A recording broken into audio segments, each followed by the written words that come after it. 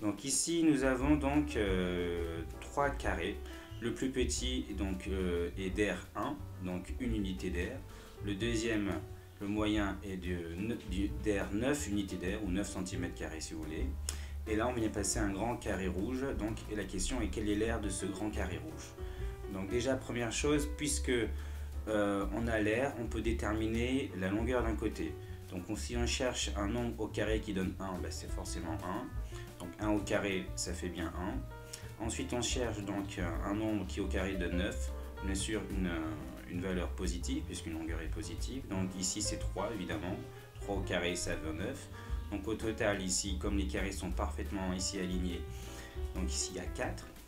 Mais le plus intéressant, c'est de se placer ici, là, donc regardez ce petit triangle ici, là il y a 1 bien sûr, et là donc ici forcément, comme là il y a au total il y a 3, ici il y a 1, donc là ici il y a 2. Et donc déjà je peux connaître ici la longueur de ce côté. Combien vaut ce côté? Ben, je fais le terme de Pythagore ici, donc si là j'appelle ça AB, je sais que AB au carré c'est égal à donc 2 au carré ça fait 4, plus 1 au carré ça fait 1. Ça fait donc A au carré. AB au carré, ça vaut 5.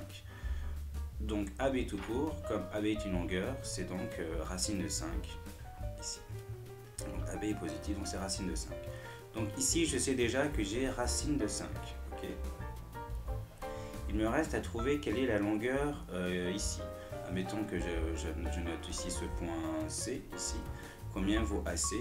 Et donc si j'ai cette longueur AC, j'ai la longueur CB, ce qui me donnera donc au carré l'aire du carré rouge. Donc ce qu'il faut remarquer ici en fait, c'est que on peut se ramener à une configuration de Thalès, puisque ici si je prolonge là comme ça, ce trait, si je prolonge ce trait là, donc tout est perpendiculaire bien sûr. Donc là on a donc une configuration de Thalès en forme de papillon. Donc là par exemple, ici vous savez que vous avez 2. Là ici vous savez que vous avez 1, d'accord. Donc avec le théorème de Thalès, ce que je peux dire c'est que par exemple ce côté 1 sur celui-là ça fait donc 3. C'est égal donc à ce côté que je connais, racine de 5. Je vais renoter d'ailleurs racine de 5 ici. Et de l'autre côté ici que je connais pas, que j'ai effacé, là c'était le point A. Donc là c'est AC. Là, je rappelle que c'était B.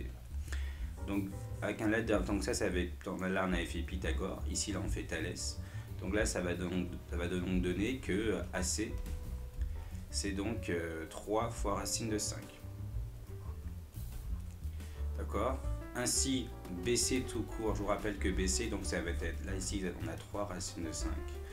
Donc BC c'est 3 racines de 5 plus la longueur AB plus racine de 5, ce qui va me donner donc 4 racines de 5.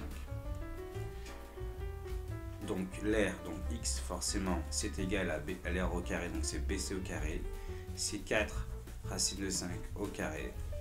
On peut donc faire que c'est donc 4 au carré fois racine de 5 au carré. Donc 4 au carré c'est 16, la racine au carré ben, ça s'annule donc ça fait 5. Et 16 fois 5 ça fait 80.